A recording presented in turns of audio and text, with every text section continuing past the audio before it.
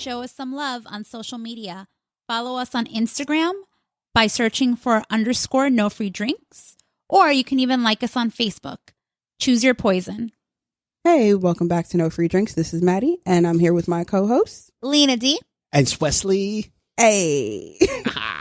So, thanks for tuning in again. Today, we will be talking about we're continuing our segment on the Me Too movement and that series that we started. If you've been following us, if you haven't caught it already, go back, listen to it, because it was awesome. But in today's take, we will be talking about domestic violence. We felt it was an important topic, mainly because if you've been paying attention to the news, then you're aware of the stories that have come out recently about these men in power that have been accused of domestic violence, whether it's just by accounts or pictures or whatever the case might be. Or video. Shit. Word. And even if it's not within the past few months, over the years, we've heard about it a lot with athletes and Ray with Rice. Word. That video was crazy. But essentially we hear about it with affluent men, and it tends to be something where we think about it as other, because we're seeing it on the big screen and we're seeing it with celebrities. But this is something that's actually a huge issue around the world. Solange, you getting this work too? All right. So we felt the need to talk about it and have this discussion. So to get it started, we do want to talk about the different kinds of abuse. We tend to think that there's only one kind of abuse out there, and by definition, domestic violence includes about 7 or 8 different types of abuse. So we're going to go through them real quick for you guys. The first one being the most common one, which is physical. And that's where you experience physical abuse if your partner has done or repeatedly does any of the following tactics. And that's either hitting, slapping, that's kicking, punching, whatever the case might be. Any instance where they're scaring you and causing physical harm to you is going to be considered a form of physical abuse. Doesn't have to leave a bruise for it to be considered physical abuse. Yeah, it's anything. And there's actually, it's crazy how many there are, but even like pinching you with a needle, even if it's subtle, like anything that inflicts pain, pulling your hair physically, is like all within that bucket. So, for example, Jay-Z and Solange. All right. Okay. Oh, geez. We ain't getting. We're going to do examples. We're doing examples Not for each yet. one of these. We are not doing examples for each one. Damn it. Okay. Fine. I got examples for all of them. The next one is emotional abuse, which actually falls into 2 buckets. So whether it's playing with somebody's emotions and leading them on in terms of like the hot and coldness of like, oh, I love you this day, and then 10 seconds later, oh, I hate you, you fucking bitch. Like, wow. Stuff like that. Wow. It's an example. We said we're not doing examples, and Lena D's like, I got an example for this one. And then the other piece, as I just was, being verbally abusive. But verbal. What the fuck? What? Okay. This is not funny. This is serious stuff. People go through this. Fix your face. Seriously. But any of that type of abuse in a relationship with your partner, and the reason you're doing it is because, again, there's some sort of control with the emotional game that you play or with the words that you use. Mm-hmm. And that could be also like belittling you, making you feel like you have no value or you have no place.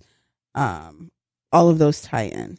Yeah. Next one is sexual.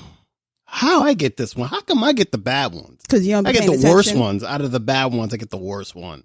No, these are all pretty bad. I was going to say, I don't think there's a worst. Yeah, there's not. They're all bad. None of them should bad. be happening. They're all I'm trying to equally find a bad. silver lining, and there is no silver lining. This is just all pretty much buckets of bad. Sexually abusive methods of retaining power and control in an abusive partner. What?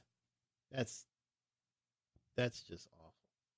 And that, I think that one goes both ways, where it's like withholding sex or forcing it onto your partner. Is withholding sex really like abuse though? Like, what if it's just a person that just doesn't want to do anything? No, but it's about your intention. Yeah. It's like if you're I see. Purposefully. You're like, oh, we're not gonna have sex until you give me this Louis bag or some shit like that. Right? Ah, okay, understand. Yes, that is abuse. So when you're using it as a bargaining chip, or when you're Gotcha. holding it over someone and saying like, no. All right, like I ain't having sex with you and then give me my PS4. Gotcha. Understand. Or I'm not gonna have sex with you until you clean this kitchen, like stuff like that. Oh, really? Well, that's a little. If you don't just go clean that kitchen, like, stop it. Now you're just lazy. By the way, I have a PS4, and the kitchen is no, it's not really clean. It really is. You should take it away. Apparently. All right. So, the next one is reproductive. This is one that you don't hear about very often, and this includes reproductive coercion. And it's a form of power and control where one partner strips the other of the ability to control their own reproductive system. There was a movie on that one. Was there? Do you remember the movie? I forget this actor's name, but she wanted to be a TV star, and she was carrying around her dead husband's head, but she was like this super nice woman. Shit, I can't. She's Antonia Banderas' wife, and I can't remember her name now. But they were in the South, and it's a good movie. Don't get me wrong. It sounds crazy. It's crazy, but it's like a good movie. But then she was just like, the reason why like I killed him was because he was poking holes in my uterus so he can get me pregnant. And she had like 8 kids. In her uterus or in the condom? In her, she said in her uterus. I think in the scene where she was testifying when she was in court. How you stabbed her? I don't know how. Don't ask me how. But then she again, had a your gang of kids, storytelling though. be like mad off. But she had a gang so I'm gonna of look kids, this one up though. for myself. Yeah, let me see what her name is. Let me see this movie. All right, but I'm gonna research a movie. Y'all keep going. Let me research this movie. All right, I was like, I'm gonna tell y'all coercion. Holes in their uterus. We're gonna That's move a new on. one. I don't know what exactly Wesley's talking about. We'll come back to it. I'm researching the movie right now. Okay, this so is just give me a essentially second. the cases where either when you have the guy that's slipping his wife or his girlfriend or whoever it might be crushed up morning after pills or birth control pills, like sneaking them to her, or the woman that's like poking holes in the condoms, which makes more sense than poking holes in the uterus, but I'm just saying. She said that while she was testifying in court in the movie. So bro, don't come after me. You're right. Come after this writer. Yeah, for real. The issue with this type of abuse is that there are usually other forms of abuse that are happening at the same time. So it makes it harder to identify. And again, it's not as common. You don't hear about it as much. So people don't pay as much attention to it. Yeah. And I mean, that's crazy because reproductive rights, like, we still fighting for that. Right? like it's like, geez, like everybody has control of their own body. And once you start manipulating something that's not even your own body, that's crazy. The next one is financial abuse. The movie's called Crazy in Alabama. Sorry, that's the name of the movie. It's a good movie. Go check it out. I'll put it on my list. But it's good. Y'all should watch it. But that's the movie that I'm talking about. Crazy in Alabama. And we'll try to find what this Well, this line in the movie was. Yeah, let me wiki this. Hold on. So the next one, not reproductive, but it's financial abuse. So this is when a partner is extending their power in the area of like finances and like who's the breadwinner, and very blatantly saying like, I'm the one that makes money here, or I'm the provider, and therefore I have this right to do this. You don't have the right to do this. Mm-hmm. So it can take form in like very different ways. Like for an example, like demanding receipts for purchases, like, oh, I gave you $20. Where's my change? Kind of thing. Word. Yeah. Or kind of taking control of their money that they're making and being the one that's like using it and not letting them be independent financially. And sort of like also thinking about stripping them away of their own financial independence because you want somebody to feel like you're like they're always relying on you and you're the one that has ultimate You're the only one control. they have. Yeah. While Wesley is still researching this movie that we're questioning exists. That line though. We're questioning that line. The next one is digital abuse. And this is something that's more recent, and it's a more recent trend with the dawn of all of our technology and our social media and all that. So digital abuse is the use of technology such as texting, social networking to bully, harass, stalk, or intimidate a partner. This again is another one that's often used in combination with other ones, and it's where you're seeing your partner and you're trying to control all of their interactions on social media, or you're posting negative comments about them or on their posts or your own posts, or posting pictures, videos, anything of that manner that will make them feel belittled.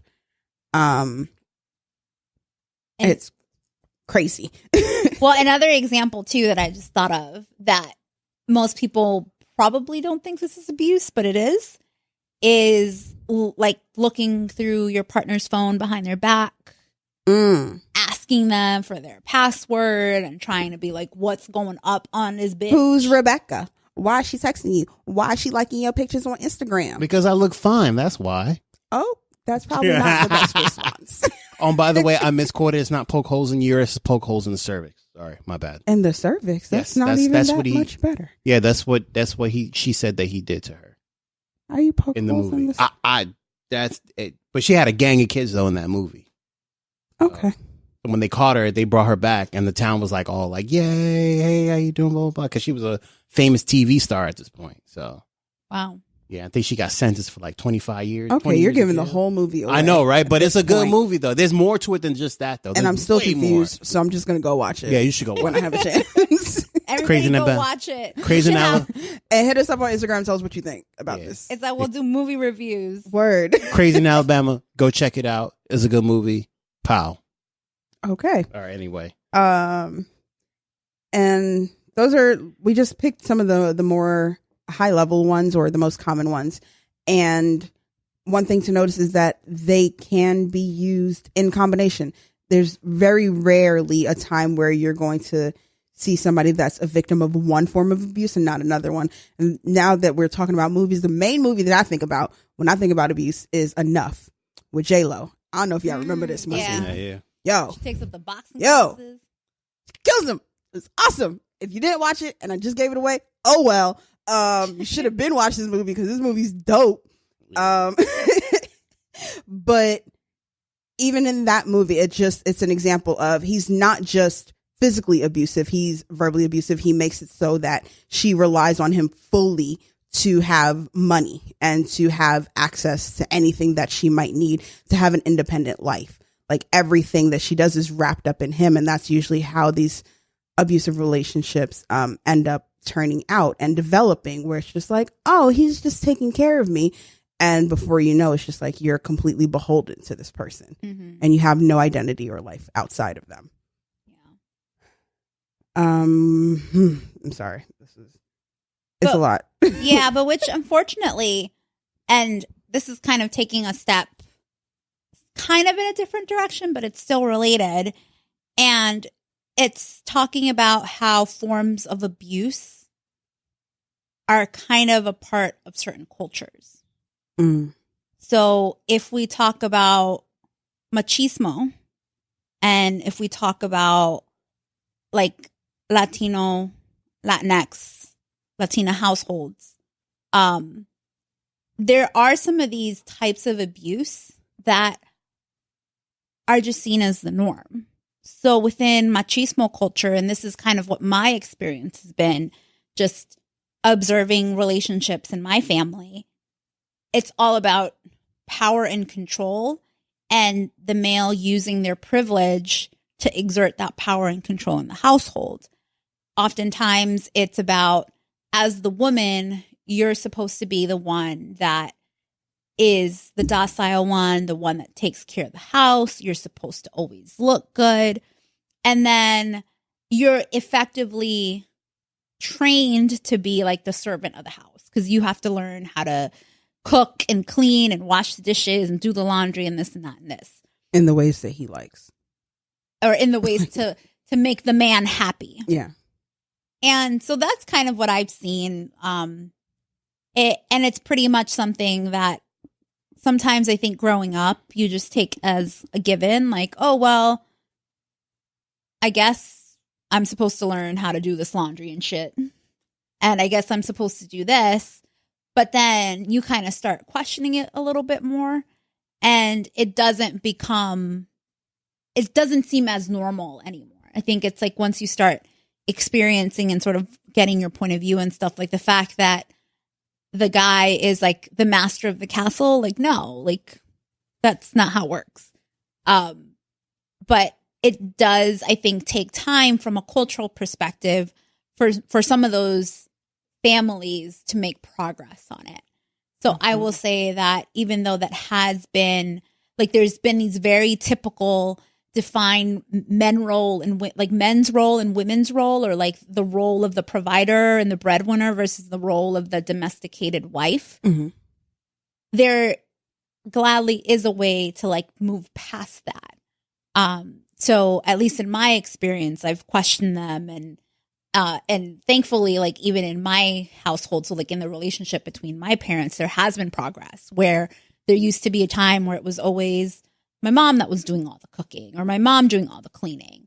And eventually, I think as they've seen us grown up and as they've seen us have different points of view and challenge and question why there's even such things as these roles, eventually I think they've also grown with that. So at least in my case, it's sort of a positive story, but it's interesting that at least my point of view is like, it's crazy that in some cultures that's just the norm.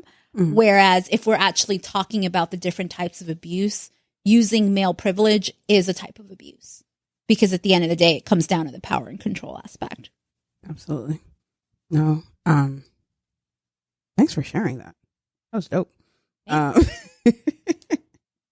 Unfortunately, it's like a cultural element, but yeah, no, but it is something that if you're accustomed or you grew up in that culture, it does take seeing the world outside of that bubble that you grew up in to realize and to start acknowledging that this is not normal and this is not okay.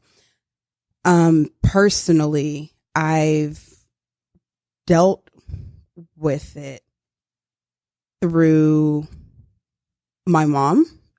She had been in a physically abusive relationship when I was growing up, which really, it was an eye opener for me, just in terms of seeing how it can affect someone. My mother is a very strong-willed, independent woman. And, you know, you hear this a lot where it's just like, well, what does she do when you hear about a woman being abused? Or she just wasn't strong enough to get out of that situation. And it always drives me crazy, because I'm just like, you don't know what this person is going through, and you don't know how this is affecting them. Again, my mother, like, is not the type of person that would, quote unquote, typically be a victim of domestic violence, but she was for about maybe 2 years or so. And then it got to the point where she's like, enough is enough. And we up and we moved. But there are a lot of women that don't have that strength and that don't have the willpower and the ability, I guess, to go through that and say, okay, I have to make moves. And also I saw it through some of my friends in college. And again, it was just so crazy, because the one that sticks out to me the most was like, she was the most outspoken person that I knew. Like, she was the person that took shit from no one. And she was the person where I would get phone calls in the middle of the night. She's like, he hit me again. I need you to come get me. And I'm just like, how are you even in this situation? Like, you, for who you are and for the woman that I know you to be, like, why do you keep going back to him? And that's where I think I started trying to dig deeper and really understand the psyche of someone to allow themselves to go through something like that, and to understand that there's layers to it. And I think that was another reason why we wanted to highlight the different types of abuse, because just seeing the physical abuse, you're just like, if somebody hit me, I'm gonna hit you back, and that's it. It's like, but you don't understand the power that they have over you in so many different areas of your life. especially the emotional part. When you become emotionally dependent on someone and you think that everything that they say is gospel, it forces you into this world with them where you're now unsafe. So those were my two really main experiences with dealing with that. Fortunately, I haven't been a victim myself, and I think it's because of witnessing this, where I'm just like, You okay, cut it off. this is a red flag. Yeah.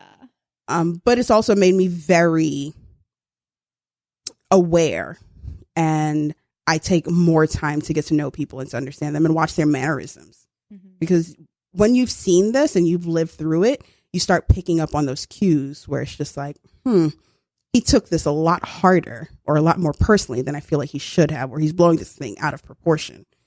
There might be something brewing under there. Yeah. So, yeah. And I think it's important to, when you say that, like the cues and the red flags, and like even to the point that we've made in a previous episode, like you never know everybody's history, Yes. but the onus is on you as the individual to take care of yourself first and like your emotional health first. And sometimes that means walking away from situations or people where they're not even like in a spot where they've taken care of their own emotional health. Yep. So I think it's sometimes like that's the best that you can do to keep yourself safe, because otherwise you'll never know what triggers that other person might have. Absolutely. Yeah, for real. Well, I mean, I've been a victim of domestic violence, but not in the way that you may be thinking. Mine is more of towards like the familial end rather than more of the relationshipy end, but I can get into that, or may not get into that a little. Relationship-y? Relationshipy. Because family is relationships, so it's like that's why I said it's more of a familial end rather than that. It's not like a romantic. It's not It's romantic. not Yeah. your typical. It's not your typical, or what people immediately think of when we say domestic violence. Right. You automatically think You man automatically beating think- a woman. right. or- You automatically think that, but no one really thinks about like. Unfortunately, I have to say her name, but no one thinks about like the Hope Solos of the world who gets accused of doing that. But it's true, but because she was a victim herself, and she was also a victimizer. So Yeah. I'm about to get a lot of hate for saying her name too. Shit. I mean, it's out there. It's not Yeah. like you're. I'm not like making you're divulging blowing a out secret. making it up. business. Just check out the article on ESPNW.com. Like, Wow. right there. Okay. It's the article that came out on. Like, gee. Yeah, man. No, but because we always have to hit you with the quotes and the facts because we're out here to educate you. Yeah. So we wanted to go through some of the trends that we found. The first one that I found was in the United States, an average of 20 people are physically abused by intimate partners every minute. Every minute, y'all. Every minute. So this equates to more than 10 million abuse victims annually. Another one is 1 in 3 women and 1 in 4 men have been physically abused by an intimate partner. 1 in 5 women and 1 in 7 men have been severely physically abused by an intimate partner. I'm going to assume by severely physically abused, these are the situations where you have to end up in the hospital. These are the situations where you're coming up with some excuse like, oh, I walked into the door, or he didn't mean it, whatever the case might be. But these are those more severe or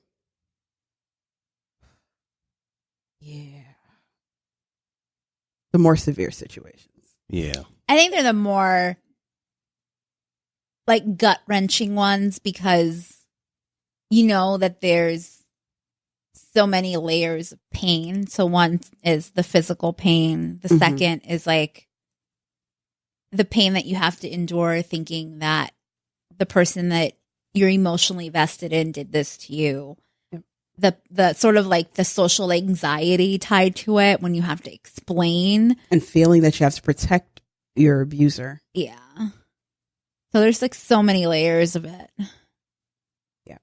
So another one was, this is one that we didn't touch on, but we've talked about this before on the podcast. If you listen to it, we can go into it more if you want to. Definitely let us know. But 1 in 7 women and 1 1 in 18 men have been stalked. Stalking causes the target to fear he or she or someone close to him or her will be harmed or killed. Vivica A. Fox, allegedly. Stop it. You have all the examples. Like, allegedly. He definitely did start off saying he had examples for everything.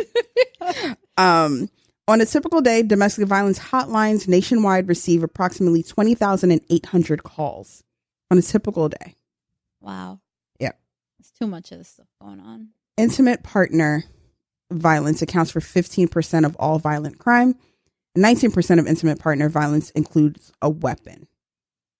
And I think the biggest one for me was intimate partner violence is most common among women between the ages of 18 and 24. So these are your young women that are in college, coming out of college. This is starting young. For some reason, we always, when we think about domestic violence, we think about somebody that's an adult, quote unquote, that's older, that's like in their 40s and their 50s, that's like lived life or whatever. But no, this usually manifests itself at a younger age. Mm-hmm. So it's so important as we're talking to our daughters and our sisters and our nieces and just our friends at that age to be like, hey, this is something to look out for, as we're teaching them about being independent and standing in your truth and learning about your body, understanding all of the threats that come with entering into romantic relationships or even friendships. I think this is something that we often overlook and have a tendency to forget to touch on. I think another piece too, which kind of ties in more to what comes after, or like after the domestic violence, is when you're that young. I think a lot of people don't necessarily think about self-care. And oftentimes what that means is that you're carrying this burden of an unresolved issue with you for many years into adulthood. Like when you're 18, 19, and then if it has been an issue, it's like either it doesn't get addressed and it doesn't get treated, or like you're a woman in your late 20s or a man in your late 20s, early 30s, and it's the first time that you're talking about it. Yep. But But then you're also expected to, and like when I say you're expected is more like around societal expectations, that at that point, like you're getting married and you're having kids, and you're expected to be this like household figure when you've never had healthy relationships to prepare you for that. Yeah. And I think that kind of continues to perpetuate that cycle. So like another stat is that globally, men who are exposed to domestic violence, it happens when they're children when they're children, and they're 3 to 4 times more likely to then inflict domestic violence on other people. Yep. So that's versus people that aren't. And I think that goes back to what we touched on very briefly in terms of what encompasses domestic violence. And I think growing up in different cultures, even though we all grew up in the States and in the US, everyone in this room has parents from another culture. Man, you that taking weren't my point. Damn it. straight up American. I'm sorry, Wesley. Would you like to continue? No, it's I'll okay. hand it off to you. No, it's all right. No, you continue. Got it. Go on. No, you should continue. I mean, I wasn't. It's continue. It's everybody's all right. points of view. All right. Do it. Damn it. Do it. Do it. Do it. Do it. So, just piggybacking off what Maddie was saying. Yeah. So everybody in here is black and or Latino or a combination of both. I'm like, Lena D ain't black. I mean, I am black. I'm Black. all the cultures because I'm Latinx. Except Asian though. She was like, I'm everything. Everything. I'm every woman. Sound like Raven Simone. I am from blah, blah, blah, and I'm from the country of Africa. Like, I don't believe in race. no, no, that's not what you're supposed to say. As long as you don't sit here and tell me I'm just a human. Yeah. I don't see color. Oh, shit. Because then I like- have to be like, get out. You blind? Yeah. So, Back to our point. Sorry. yeah, so it's hard to say this without kind of normalizing it or rationalizing it, but I don't feel like it's a normal behavior because, like, I've been a victim of pervasive abuse. And I feel like sometimes when we hear that, oh, I'm gonna beat his ass, I'm gonna beat my child's ass, I'm gonna beat my son's ass for blah, blah, blah, right? I feel as though we kind of normalize it to a certain degree that it's okay to do these things. And I don't feel like it's okay, probably because I have a different standpoint on it. It's even hard to, like, when I see comedians joke about it, like, yeah, I remember my mom, she used to beat me with the frying pan because I didn't do X, Y, Z. With a frying pan. I don't, like, I'm just using an excuse and then everybody in the crowd would just laugh because it's funny and they can all relate to it. I personally don't think that's funny. Like, I feel like it creates a lot of mental instabilities especially within Black and brown communities that already stigmatize the fact that, going to therapy is like the worst thing you can do, and you can pray away the crazy and all this other jargon that you can hear of. But I feel like at the end of the day, I feel like it shouldn't be normalized. That kind of behavior isn't normalized. I feel like there are different ways of discipline, however you see fit. Maybe there is a line. Maybe there is a line between corporal punishment and abuse.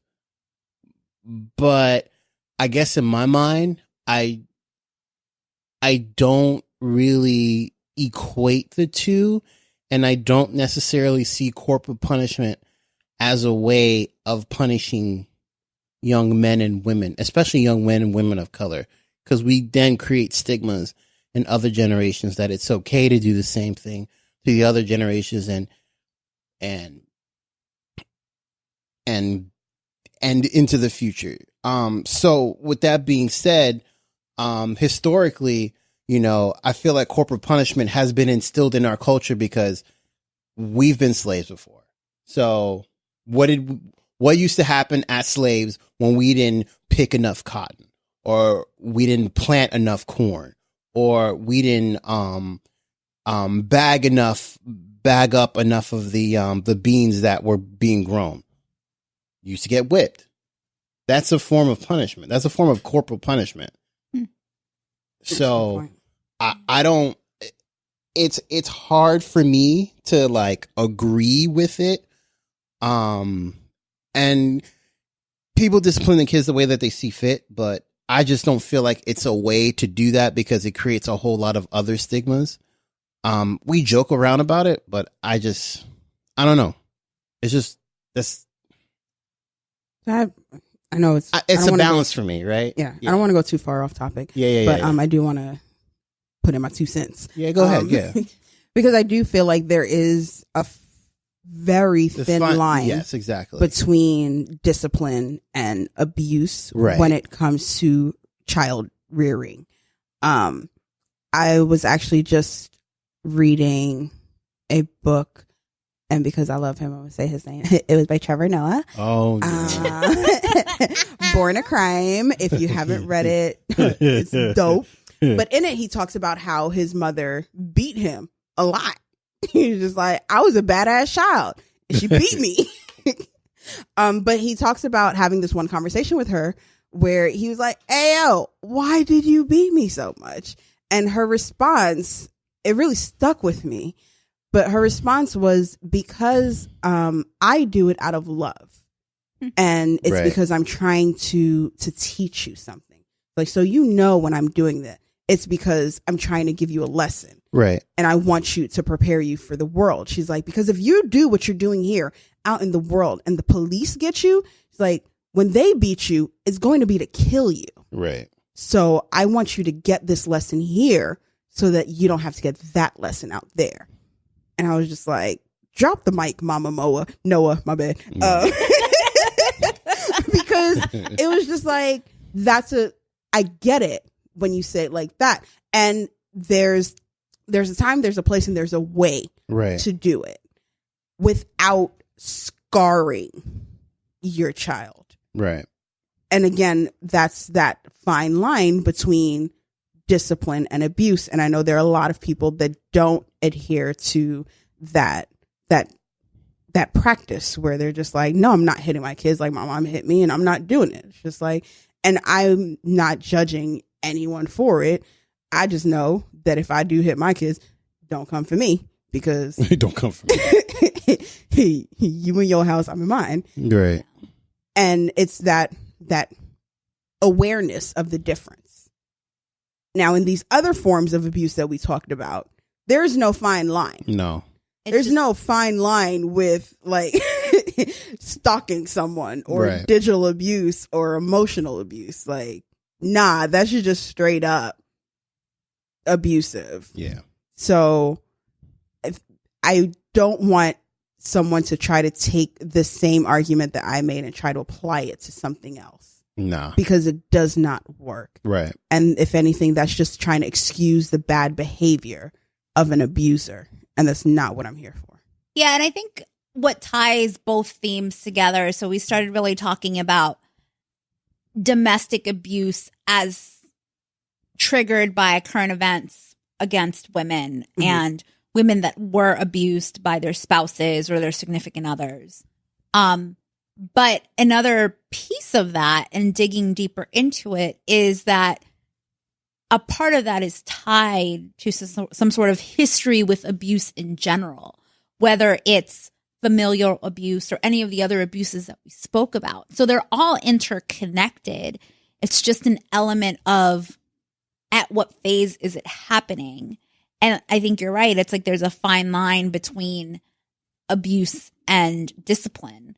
But even I think it's part of like, is there a purpose behind it? And I would say from a discipline point of view, yes, there is within limits. But again, there has to be limits tied to it. Whereas like once you start dealing with another adult or someone that is considered your equal and it's happening, at that point, it's like, okay, well, we have to acknowledge the fact that there's something going on here. And it's not just the victim's problem. It's also the abuser's problem. Absolutely. So, yeah, I'd like to go through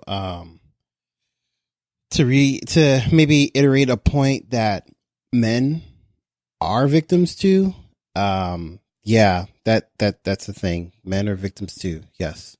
It makes me sad that you even have to say that that's a thing. No, like, I mean, you see, we saw a YouTube video of like they were doing like a social experiment where guy was dragging woman all across the thing, talking about, you talking to that man? I can't believe you, blah, blah. He was pulling her hair and stuff. And he was kind of like fake pulling her hair. He was kind of more like, nah, that mess looked real. Yeah, it did look real, but I don't think he was like, it's just like he was kind of like jostling her around. He was like wiggling her around a little bit. But he made it look. And he was selling it, and she was just selling it. She like, sure was. Yeah, I don't like, he was just like kind of like doing this. I wish nobody can see what you're doing. He was just like kind of like, he was just like passing her hand. Yeah. Or pretending to ragdoll her. Pretending to ragdoll her, but she was just like selling it, like she was falling down and shit. I was like, oh my God. Like they're really gonna think that he's really doing some crazy shit. Which was the point. And they did. Which was the point. And then like, and they did. They every single time. Every single time, like, you know, they wanted multiple people would hop in. And they came in like the white knight saving everybody. But then when they flipped the script, when it was the woman that was attacking the man, people were on that World Star, pulling out their phones. Pulling out their phones. One dude even went in and hit the other dude too. Like I was like, wait a minute. Nah, that one was wild. That was just extra. being extra and wild. So yeah. But the key was nobody stepped in the same way when the man was being abused. Exactly. That they did when it was a woman that was the victim. And then they even kind of flipped the script and said, okay, let's see like if the woman is like tossing her around. And then he finally just stands up for himself and says, no, you're not going to do this to me. And he starts kind of like being the aggressor a little bit. So they went through that spiel, I guess, and nothing happened when the woman was doing stuff. Is when the man started standing up for himself. He was like, "No, you're not gonna do this." You know, he started pushing around. That's when all these fucking simps came out of nowhere and started saving her. This one black dude came out of nowhere. He's like, "You ain't gonna get next to her. That's why you ain't gonna get next to her." I'm like, what was crazy to me? You about were that? right there the whole Word. He fucking was time. laughing. The And whole laughing. time, like, and she was going in on him. Yeah, and now all of a sudden, now you want to be Captain Save a chick. It's You know, Captain Save a Hoe, not Captain Save my homeboy. No. Yeah, Like- exactly. Like, come on, man. Y'all could have easily That stopped should be a that. thing. You could Captain Save my homeboy. Yeah, Captain Save. I'm gonna make that a thing. You should save everyone. Save Right. everybody from all the crap that may happen to them. Going through another point here that there is only one domestic violence shelter in the United States dedicated for men. There are a lot of them for women, but there's only one for men, and that is in a town in Arkansas. I cannot remember the name, but it's in Arkansas. It's a 3-bedroom house. Damn, I can't remember. I got to pull it up, but yeah, there's only one. If you're in three-bedroom Arkansas, house? But there's a 3-bedroom house, and there's another one here in New York City that's dedicated to, but that's not really a house. It's more of like a Resource center? a resource center where you can get help and all that good stuff. But they're few and far between. Matter of fact, if a man, sorry, this is one last point I make. Matter of fact, if you're a man and you're a victim of domestic violence, a couple things will happen. If you go to a shelter that is designed for women, a lot of times men have found that's happened is that they get kicked out of those women's shelters because they say that they don't have the resources to provide men with. But I'm just like, wouldn't that be the same? Wouldn't that look the same? The other thing that I read about on that point was that the shelters feel like having a man there will trigger the women, and because they're prioritizing the women that are there, then Right. the men are asked to leave. What really drives me crazy about those that fact and those dismal resources is the fact that from the stats that we found, 48.8% of men have dealt with some sort of abuse, or whether it's physical, psychological abuse by an intimate partner. And just to put it into context, for women, it's 48.4%. So it's almost on par. Yeah. It's essentially the same, but the resources just aren't there for men. And I'm not understanding why we don't take it as seriously when men are victims of domestic violence just as much as women are.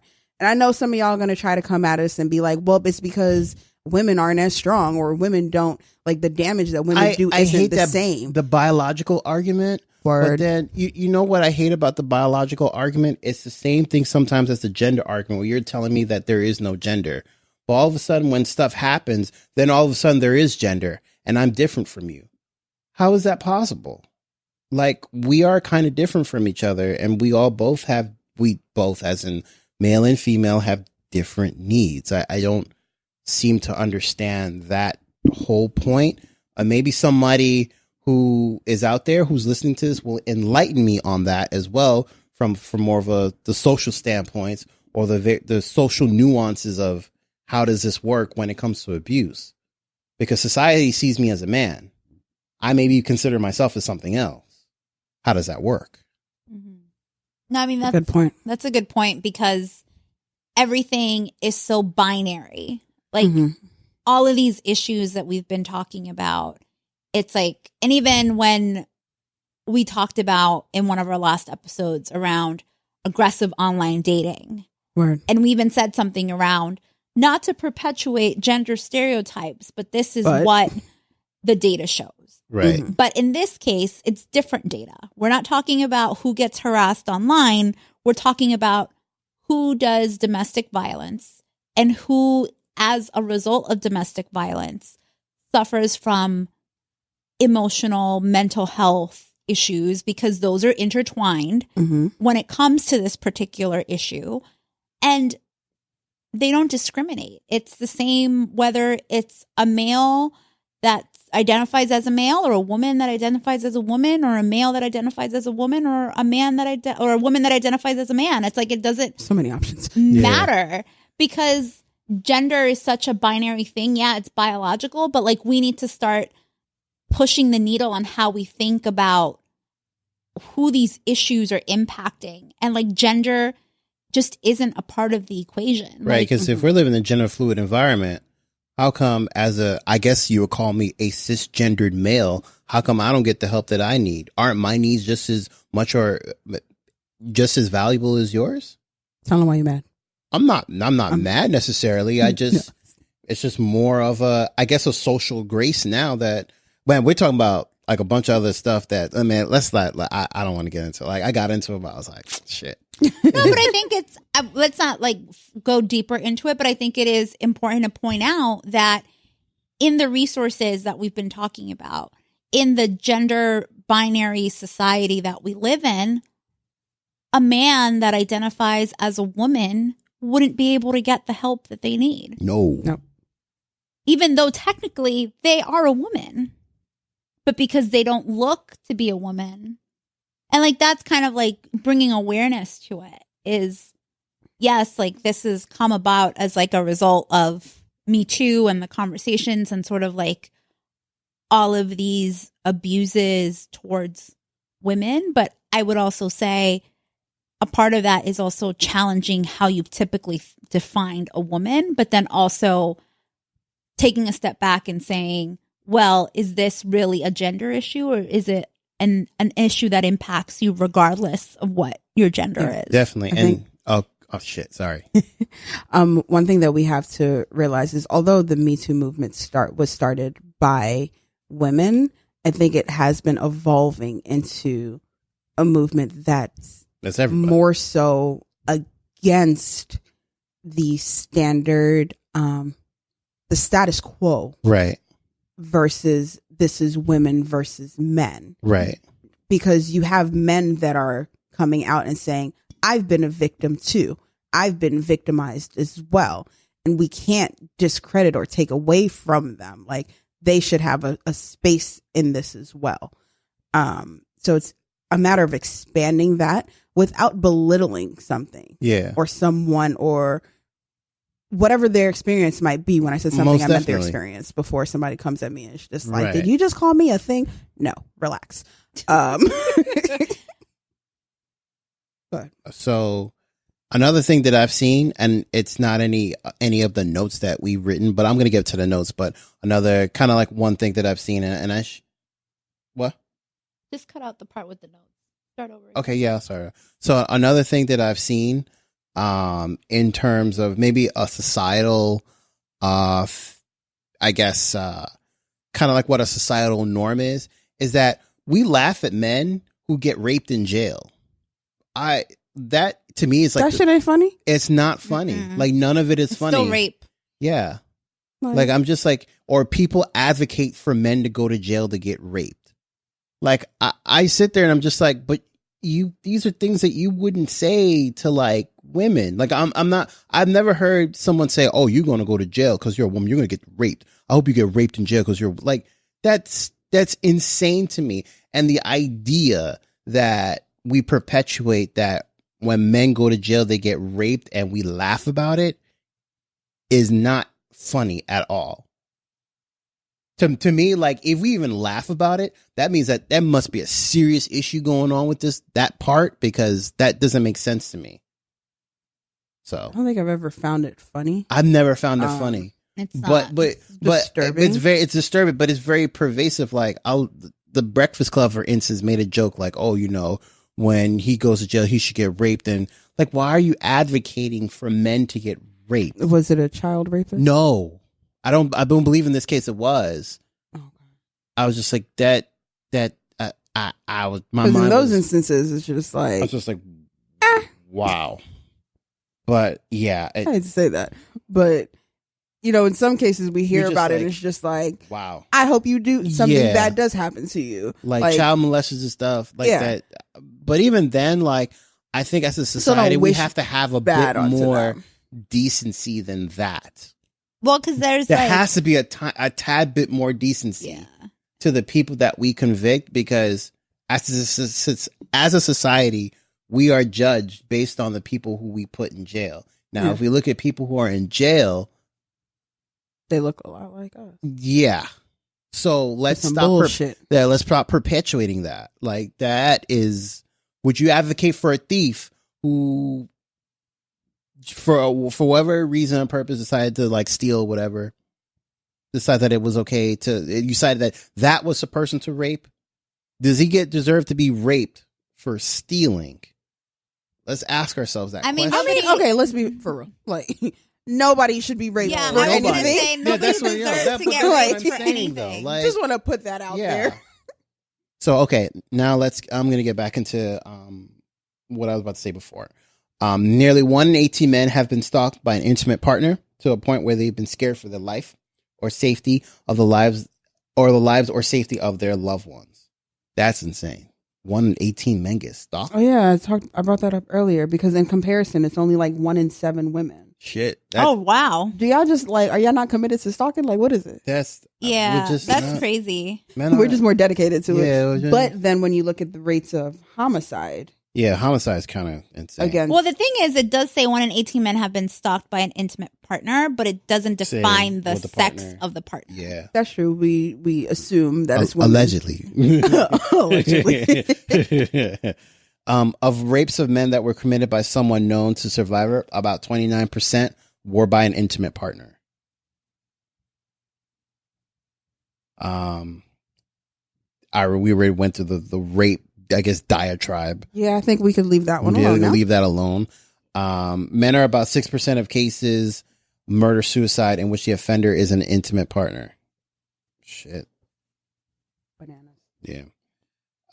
Estimated about 10%, or about 111.7 million men in the United States have been reported to having an intimate partner get or attempt to get pregnant while a male partner didn't agree to it.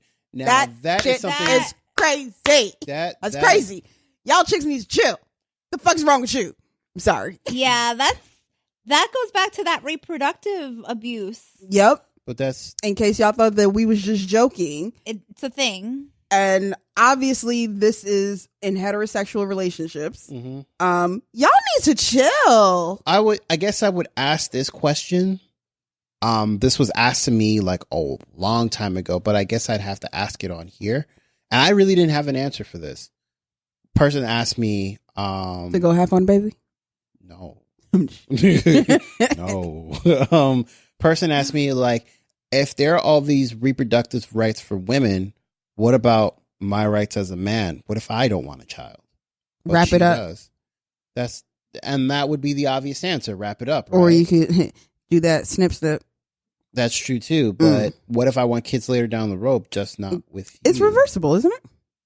I'm not sure. I know it's reversible. With women, it's not as easy. Yeah, but I think for men, it might be, but that's still a lot of risk just because somebody doesn't want to respect your desire. Right.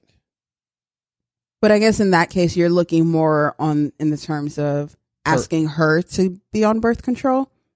I mean, because it's hard to bring up a birth control kind of conversation. I would feel more comfortable if a woman was already on birth control and we had sex, and then, things with condoms happen. No, I'm talking about the situation that you're talking about where the guy doesn't want to have kids, but she does. No. Like, why can't if this was just a very like a hypothetical question, like that he was just asking like pie in the sky, because we're talking about something else. Forget what we were talking about. I think we were talking about divorce, and then the issue of pregnancy came up. But then I was just like, well, to be quite honest, I don't know what you can do. I don't think there's really much you can do. I mean, you can go up to the person and say, hey, look, I don't want this child, but that is not worth the grain of salt. So was the question like that he was in a situation where he wasn't in a situation. No. So just in general. He was just asking just like a general question, like, what should I do? Like, let's say if this were to, I was just like, well, as men, I mean, there's really very little. If that there's That's really not nothing true. you can. What can you do? You can use spermicide. wrap it up. You can use spermicide. You can use condoms. No, but okay. I guess what I'm saying is that like I think you missed the comment that I made that I said where I was like, I feel a bit more comfortable with a woman that is already on birth control and we have sex than one who is not, because things happen with condoms. And that's why I say like, hey, it's hard to sometimes grace those conversations with someone you're just hooking up with rather than something you're being in a relationship with. Well, I guess, know? then in general, like overall, then that's a tricky situation. Yes, because that's what I'm saying. If you're just hooking up with someone and she's like, I want to go half on a baby, then I think when you're just hooking up, it's easier to be like, all right, I'm out. Peace. I'm not trying to. Yeah, but I don't think. I don't know you. You crazy. No, but I don't think. I guess in my experience, I don't think women just go out and say like, oh, we've been hooking up, let's have a baby. That just doesn't happen. Like, which is as why in we're my experience, it doesn't happen. But with that being said, however, there is like an undercurrent where you have to ask a question as a man, like, would I rather mess with someone who is on birth control? You know what I'm saying? Just so but even that's it takes a little bit of it's easy to I guess lie the about edge that. off, because that's true. Or it's easy not to take it and just pretend that you're taking it. Exactly. Yeah, which is why I guess we were saying, from the guy's perspective, I think it's easy for y'all to just always have a condom ready. Right. Like, yeah, condoms aren't 100%. No form of birth control is 100%. No, of course not. Like, effective, but if you know a woman that you're having sex with wants to have a child, and it's not someone that you are in a committed relationship with, right, then you gotta let it go, homeboy. Yeah, don't use the withdrawal method. Like, that is stupid. You stupid as hell. I mean, but we've like, even to that question, it's still a little bit of, there are options out there. Right. Yeah. It's not that like as a dude you should feel like you don't have any options. Right. I don't think do. that's ever been a but thing. I guess his. Because then what is it like? I don't want to hurt her feelings, because I don't want to pay child support. How about that? Yeah, all the points that you brought up, I brought up, but I guess he was of the mindset like, what if she's pregnant? What do I do? Well, what if I don't want the child and she still does? And I'm like, well, there's really nothing you can do. That's a done deal, homeboy. Yeah, that's just a done deal, homie. Like, you at her power right now. You you now have a child. You should have been using that condom. Side note, a vasectomy is reversible. It is okay. If you want to go through that. I'm not looking up prices for this. Man, I don't want I'm just saying, playing with my insides but like that. If you as a man are willing to have surgery on your junk twice, I think it's easier as a woman to get on birth control. Yeah, for real. But again, the pill, the patch. But are they coming up with male birth control? Like, that's the thing. I'm hoping this so is a whole conversation for another day. We are so off topic. Yeah, I know. Okay, anyway, let's get to the let's finish this. I think based on that, you had brought up a point. I do just want to close out by talking about the options that are out there for the women and men. I'm so sorry that the only option you have is if you live in this random town in Arkansas. We gotta do better, but do better. You gotta do better, ladies. There are so many resources out there, in terms of homes, just resource centers, whatever the case might be. If you or someone cue my music, please. I'm joking. But if you or anyone is in an abusive relationship right now, look for these resources. Be there for them. Don't judge her. Don't judge him. Like, if there's anything that somebody that's in an abusive relationship needs, it's support. And also, if you don't know anyone that's in that situation, there are tons of organizations that you can volunteer at and that you can donate to. Right. So give your time, give your money, whatever the case might be. We're trying to make y'all better people out here. Yeah. You can find local, national organizations anywhere. Do a quick Google search and you could probably find a spot down the block and around the corner from your house. Trust me. And we're not giving you one specifically because we don't want to endorse one not having worked with them. Yep. But we do want to let you know that there are plenty of resources there. There are people you can talk to. And if you are struggling finding someone to talk to, I mean, I would just say like try to call a hotline or something, or maybe they're anonymous. Talk to somebody in your family, somebody you can trust. It's just important to reach out and try to get help and have somebody help you with maybe getting more concrete resources or advice from more professional organizations that are dedicating their time to it. Yeah.